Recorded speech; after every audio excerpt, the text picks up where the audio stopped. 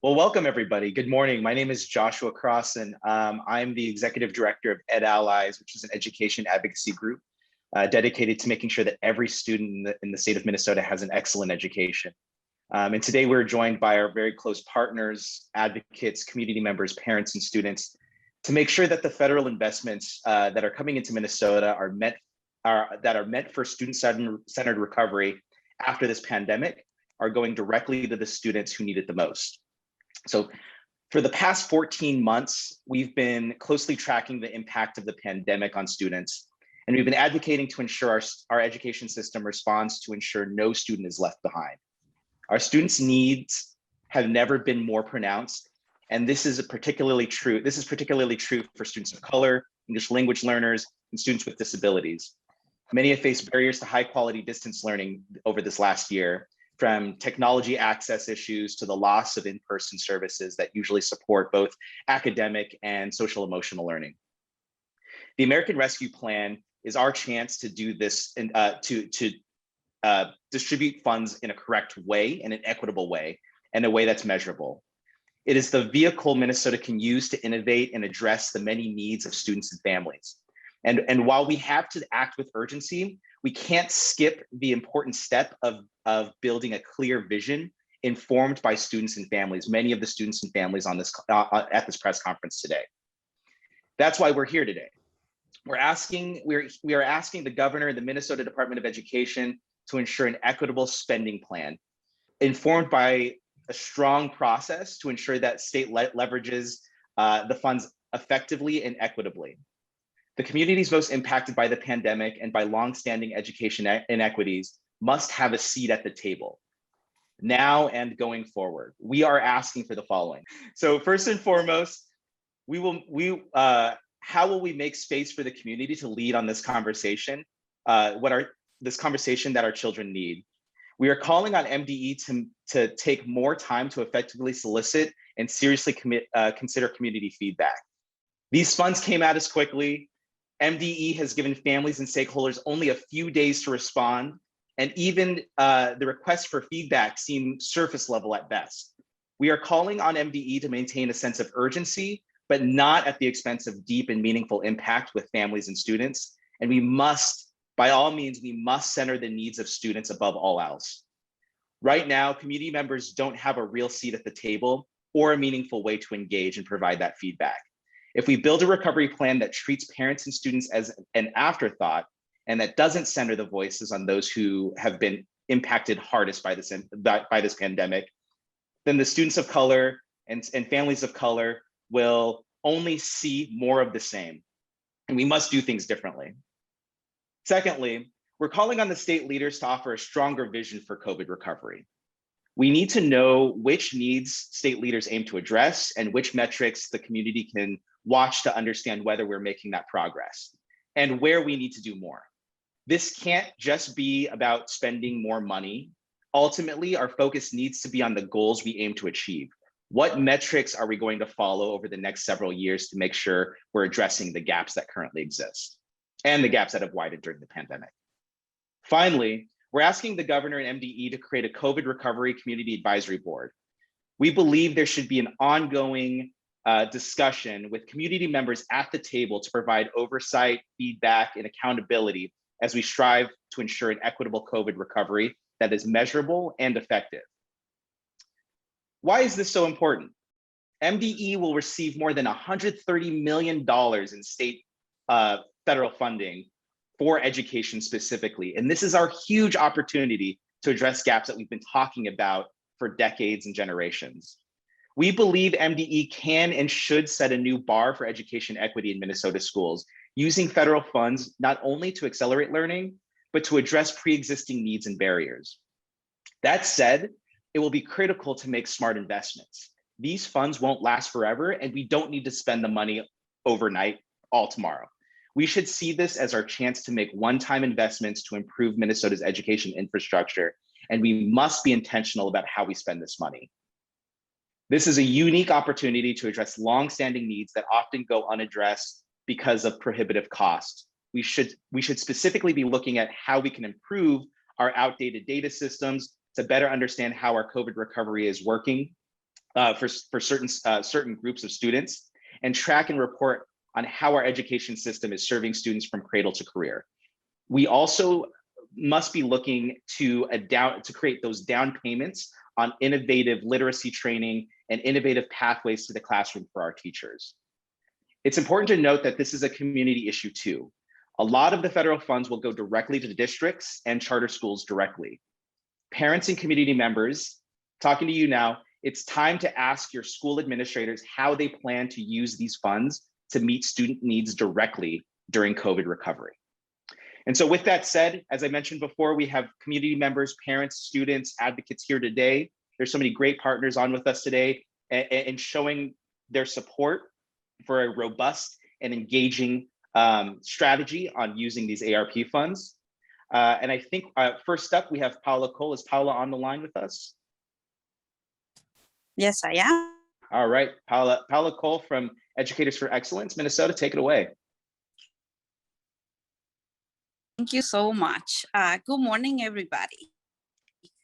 I'm really here, very excited to join you this morning. I'm very grateful to Ed Allies for hosting this convening, where we're really looking for transparency, a real strategy, and real inclusion in how these funds coming our way from the federal government are going to be spent. I was an educator before I came into this role, and I've been very taking care of this my first year here, having conversations with teachers, a lot of time one-on-one. Very often our members have been doing it. We have been hosting teacher action team cohorts where teachers have really, our members have spent quite a lot of time talking to educators about what are the things that you see in your schools and that you see your students need. This conversation about coming to the table and being invited, it is true, but I actually would like Governor Walz and the Department of Education to bring the table to us. And when I say us, I don't mean like obviously the organization, but really to all of us in the community, to all of us who are people of color, to all of us who have different backgrounds. Because when you really ask questions and you really give that opportunity and eliminate the barriers for sharing feedback, you learn a lot of very interesting things. Our teacher cohort team last fall, they came up, after talking to many teachers, they came up with this Unmasking Inequities campaign. And not surprisingly, there is a concern about social, emotional, and mental health supports for students.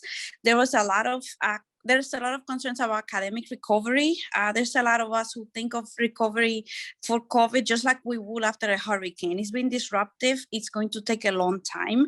And this influx of funds is going to be very critical to take care of all of those. However, you also learn a lot of you also hear a lot of unique things from teachers about when we ask them. We have done phone banking just to call our members and say, hey, if you had the ability to spend this money, what would you do with this money? And we've heard things about buildings infrastructure. We've heard about air quality. We've heard about a lot of investments that a lot of our members have gone to school boards to ask for, or to just meetings at the teachers. And there's always this concern about, well, we don't have the funding. Well, now we could have the funding. And these are things that are very important. We've also heard concerns about using the money, oh, it's only like a one-time shot. Well, it's not. It can be, you really can be thoughtful and having a strategic vision, have a robust plan, have an inclusive plan, so that you can really address long-term needs. How many of us have heard this year, for years, the legislature, well, we don't have the funding to have the data, the systems, the IT technology, to have the systems, to have a better teacher report card, to have a better way of understanding desegregated data in different levels, not just ethnic and racial. How many times have we heard like, well, we don't have the way to measure this? Well, now is the time to be innovative, to be inclusive, to really think, how is it that we can really make change for our students in Minnesota by determining this fund? So please, Commissioner Mueller, you have been really wonderful in your short time here in this role. I appreciate that. I'm pretty sure a lot of us today appreciate that. But let's really take the time that we need. We cannot come up in 2 weeks with a really inclusive and democratic way of really finding out what are the best ways to invest these funds. So thank you for that. And I will leave it back to Josh. Thank you. Great, thank you so much, Paula.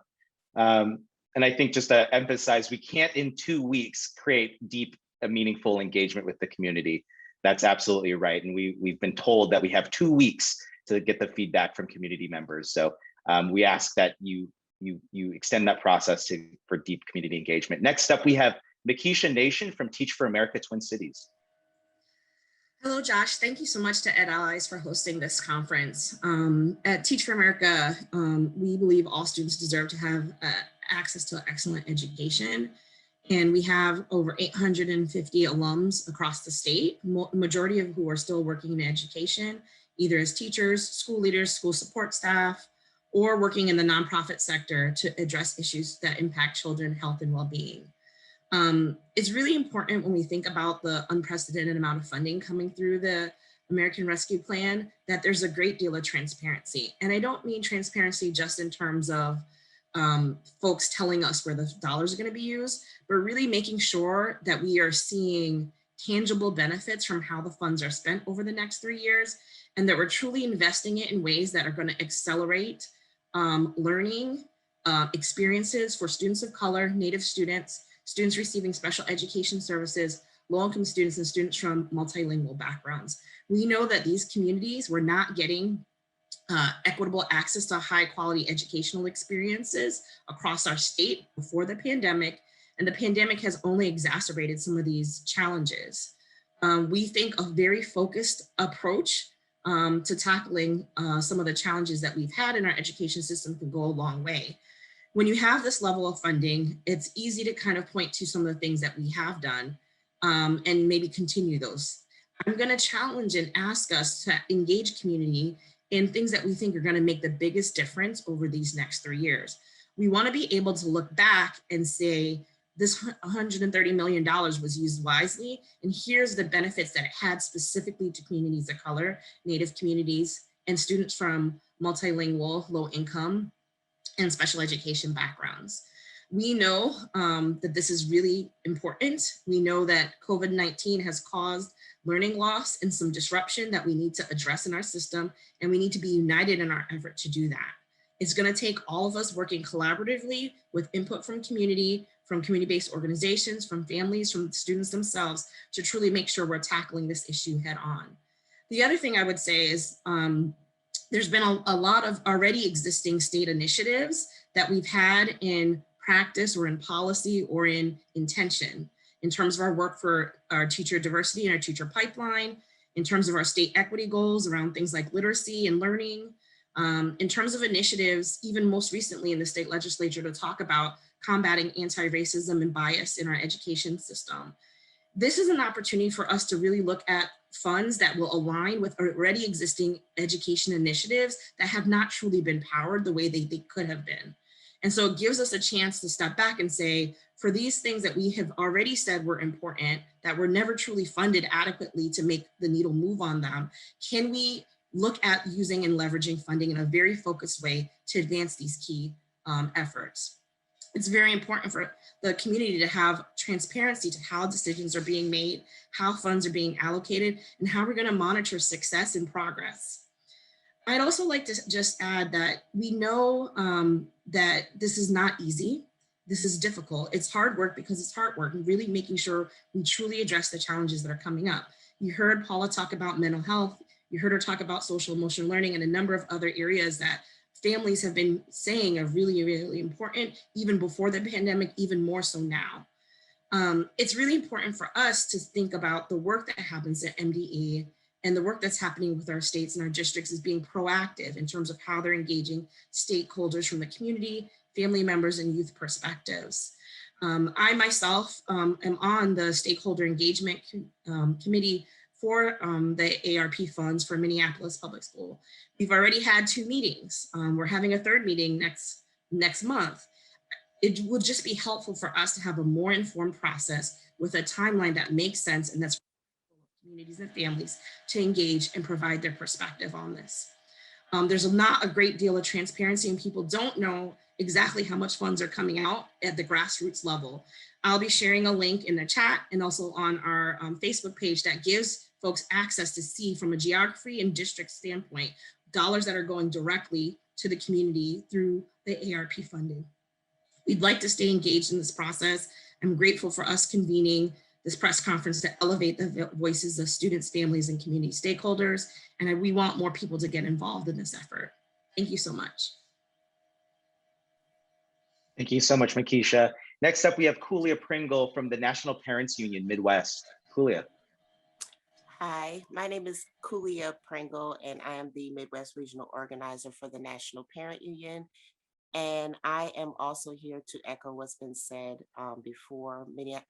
Minnesota Department of Education, Governor Walz. Leadership starts at the top, and it's truly trickling down. There's not been a lot of engagement when it comes to BIPOC communities at the top, and it's not happening at the local level. The department needs to lead by example. One example of that is today they're holding a stakeholder meeting on special education, and there's only one BIPOC organization in a group of 20. That's unacceptable, considering the fact that Black children, especially Black boys, are overly labeled into special education and would need representation when it comes to what are those students' needs when it comes to extra funding. I have been in the process of asking parents what they want. I too am on the stakeholder committee for Minneapolis Public Schools. Engagement is short and sweet, not too inclusive. I'm, responsible for going out in the community and asking families what they want. I don't mind doing it, but I don't have the reach that, the school district would have when it comes to community engagement. Also trying to get St. Paul to do the same thing and just been given the runaround. Many families are still wondering what's going to happen with St. Paul Public Schools funding, what's the priorities, are families going to be able to give their input, and no such word. So it's behooves MDE and the governor to really, if they really want to talk about a One Minnesota equity and inclusion, to do intentional and meaningful engagement with communities where, as someone stated earlier before, the education system prior to COVID has not been productive for BIPOC children, and it's even worse now. Thank you. Thank you so much, Kulia. Next up, we have Maren Christensen with the Cultural Autism Action Network. Maren.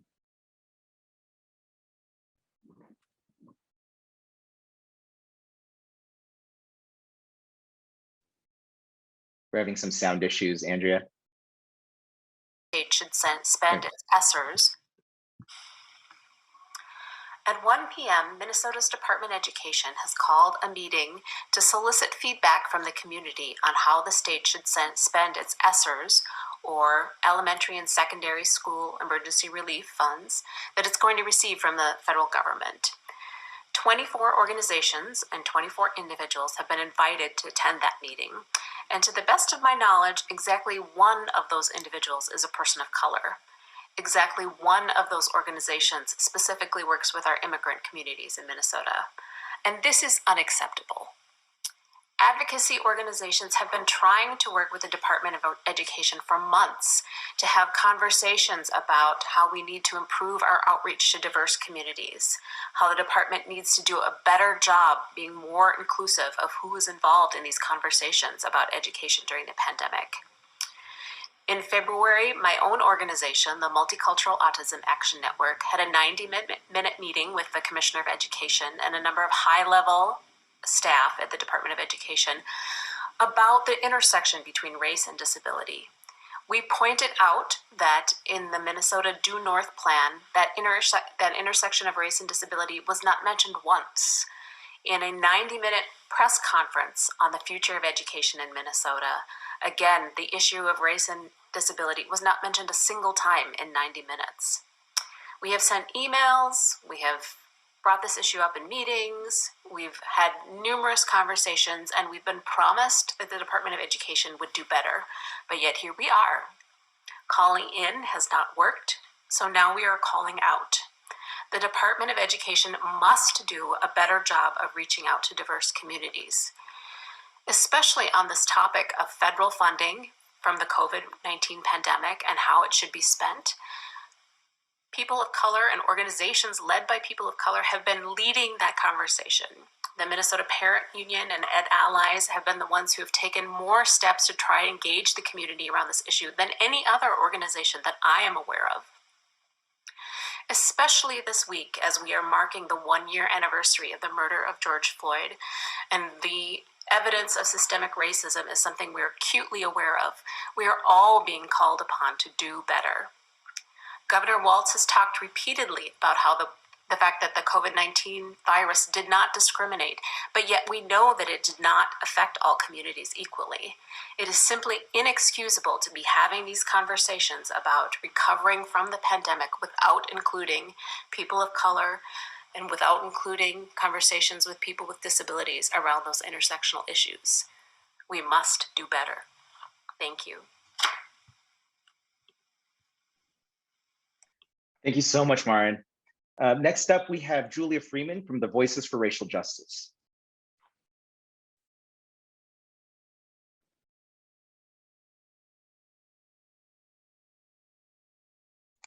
On mute, sorry about that. Hi, I'm Julia Freeman, Director of Community Engagement at Voices for Racial Justice, where we envision a world without racism that honors the culture, knowledge, power, and healing of Black, Indigenous, and communities of color. The Minnesota Department of Education missed an opportunity to honor the voices of BIPOC communities by disregarding our recommendations of how to co-create with us all the best ways to use the over $130 million in statewide funds. This is public money. I have to say that again. This is public money, and more intentional community engagement is needed, especially if MDE really wants to hear from BIPOC parents and students who have experienced the most learning loss, mental health challenges, and other education disparities. You can't just say it, you really have to be intentional about it. The forming of a COVID recovery advisory board that is diverse and inclusive, that will ensure focus on those who are closest to experiencing the most Minnesota's education inequities, can offer their feedback in real time. You know the old saying, get it from the horse's mouth. You can really hear it directly from those communities. Today, you will hear directly from Ruth Davis, who is a parent, and her daughter, Rachel Davis, who will be on video. In addition to them, Tara Ellis, who is also a parent, will share her thoughts. Josh? Thank you so much, Julia. Yeah, let's take it away with Ruth Davis, parent. Good morning. My name is Ruth Davis, and I'm actively involved in the Diversity Equity Committee for the Mounds View School District. When I think about the amount of money that is coming into our state, I get excited about the many innovative ideas I have and others have had to improve our children's education. But there was never enough money for these ideas. I feel the MDE has made the decision about how to spend the money without my voice and the voice of other parents, especially parents that look like me. Their survey is a disservice rather than a real opportunity for engagement and feedback on how to spend the money. They simply ask one question at the end that does not allow for a deep community process or perspective to be shared. Simply ask, what do you think? Is not enough. It is disrespectful to our communities to even call this public engagement. I would like to introduce to you my daughter, Rachel Davis. She couldn't be here today because she's in school, but she provided you with a video.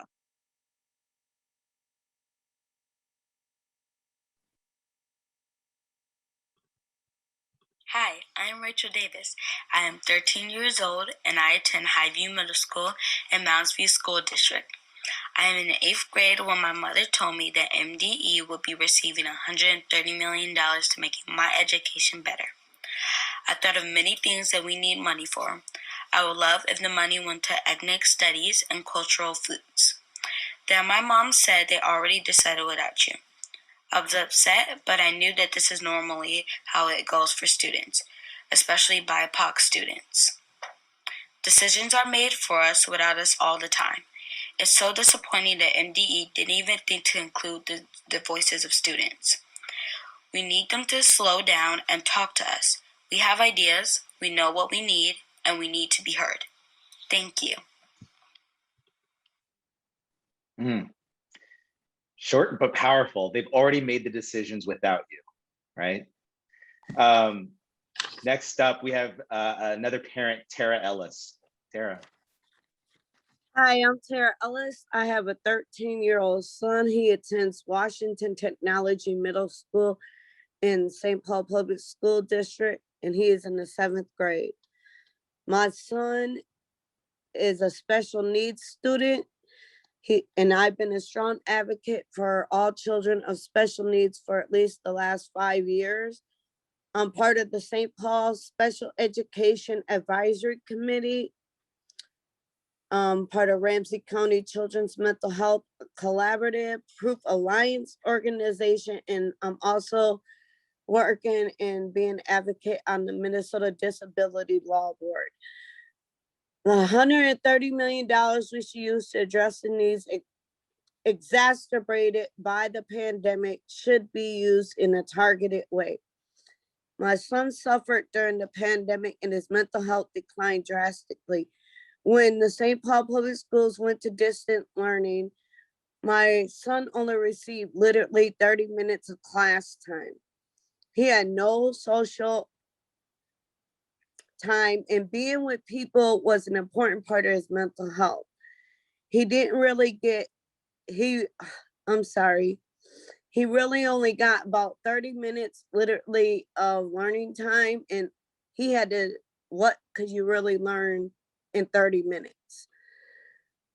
So I have some immediate ideas on what my child could use if there was money for it, such as more sensory rooms for children with special needs in the schools. I'm asking on behalf of my son and other parents of special needs students for the opportunity to share that idea and other ideas on what could be happening and maybe put into the schools for our children. We need MED to slow down and to hear us. Thank you very much. Thank you so much, Tara. Next up, we have Jen Stern with Great Minnesota Schools. Jen. Hi, thank you, Tara, for sharing you and your son's experiences and ideas. My name is Jennifer Stern. I serve as the CEO of Great Minnesota Schools, a Minneapolis-based nonprofit organization. We believe that great schools are the cornerstone of a just and thriving community. We partner with promising schools, providing them with the strategic and holistic supports needed to strengthen student learning experiences and advance student outcomes. We also work with community partners to provide tools and resources to families so they have the information needed to advocate for their children within schools and make more informed enrollment decisions. We're working to ensure that all children are able to attend high-performing schools that prepare them to thrive in their lives, careers, and communities. Over this past year, I've seen the school teams we partner with show up in inspiring ways. I've joined educators as they handed out food to families, and I've seen school leaders work tirelessly to ensure every student had the needed technology to engage in virtual learning. I've also seen teachers work in partnership with families to solve barriers to learning and ensure strong student engagement. The schools most successful at providing students with quality learning throughout this past year had a few things in common. They stayed focused on their strategic priorities, they accessed support from key partners, and they committed to a continual improvement process anchored in data. Data on attendance, work completion, student engagement, family engagement, teacher satisfaction, and academic outcomes. They use this data to hold themselves accountable, as well as to celebrate their many wins throughout the year. Evidence-based, student-centered interventions are essential for academic recovery, social emotional learning, and students' mental health. And these strategic interventions, when done right, result in both enhanced student experiences and improved student outcomes. But strategic interventions absent a clear and articulated set of strategic priorities are unlikely to have impact. I encourage MDE to be clear about their strategic priorities and focus their interventions on these priorities. They must be clear on the intended results, transparent with families in the community around these goals, and use data to measure whether the interventions are successful. It's not enough to think about the ARP funds as a tool toward academic recovery. We must think of them as an accelerator to address the long-standing opportunity gaps that exist in our community. And it's paramount and fair that families in the broader community have a meaningful voice in defining the strategic priorities these resources will be allocated against, and insight into how the funds are allocated equitably and whether they result in improved student outcomes. Thank you. Thank you so much, Jennifer. Sorry about that. Next up, we have Michelle Chang, Coalition of Asian American Leaders. Michelle. Good morning. Thank you for, thank you to our partners at Allies for hosting this press conference. My name is Michelle Chang. I am the lead organizer for education policy at the Coalition of Asian American Leaders. Our education work is to maximize the full potential of Asian American students by engaging communities and working on policies and practices.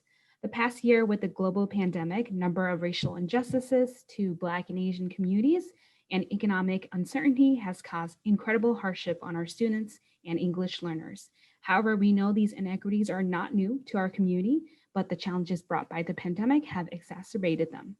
To ensure that all Minnesota students succeed in our education system, we urge that a race equity lens is included in all plans regarding this funding. Now is the time to take action and build the infrastructure to create an equitable education system that supports the needs of our most vulnerable students, and our community needs more time and opportunities to provide input on that. For now, we call upon MDE and the governor to accelerate critical investments in systems and equitable programs by 1, scaling up the collection and use of disaggregated data. We need disaggregated data to understand the impact of the pandemic on our youth. Equity cannot be realized until better and more nuanced disaggregated data is collected, reported, and used to build solutions. And investing in resources to build up these data systems that have already been initiated by MDE through the All Kids Count Act will advance our leadership as a state that uses good information to develop solutions that work for closing disparity gaps and ensuring equity. Number 2, investing in expanding access to heritage language programs. Despite the increased support, heritage language programs remain limited with a shortage of qualified bilingual teachers and lack of materials. There's no preparation program in Minnesota that license teachers to teach less commonly taught languages like Hmong, Somali, or Vietnamese. And my organization recommends that this funding goes to support those teacher preparation programs. And then number 3, financing the implementation of ethnic studies curriculum after the death of George Floyd and Daunte Wright in our home state, and the increase in Asian hate crimes here and nationally. Schools have a responsibility to address structural racism and to promote greater understanding amongst their students.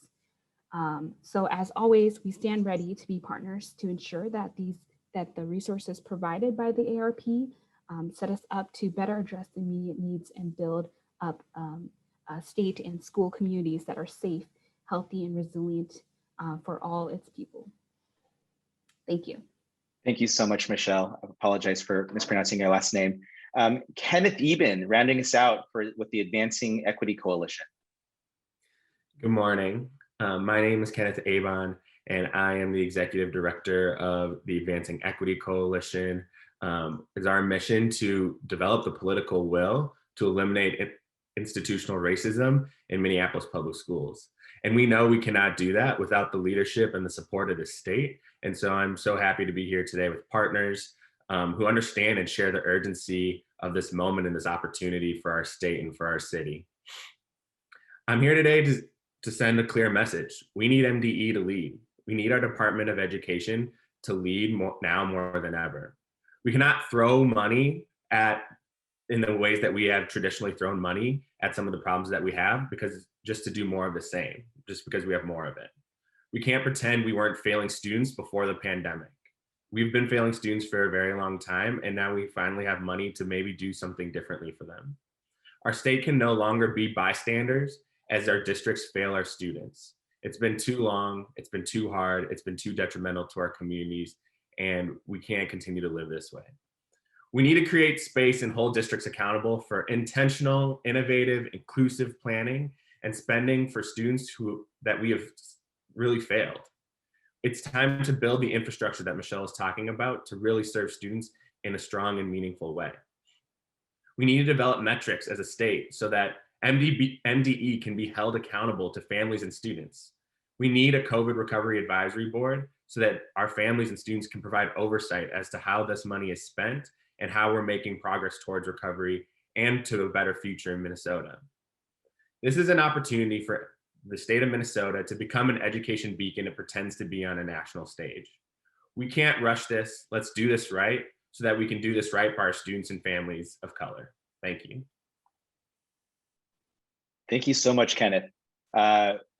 We can't rush this. We got to do this right. Absolutely, words to live by. Is there anyone else on the call today who didn't have a chance to speak but would like to? All right. Well, we will close it out there. Actually, I'll just open it up if there are any media questions out. Give some space for that as well. All right. We'll close it out with those words. Thank you all so much for participating in this conversation. We really do hope that the Department of Education takes our concerns seriously and moves forward with a plan that includes community. So thank you all so much, and I hope you have a great rest of your week.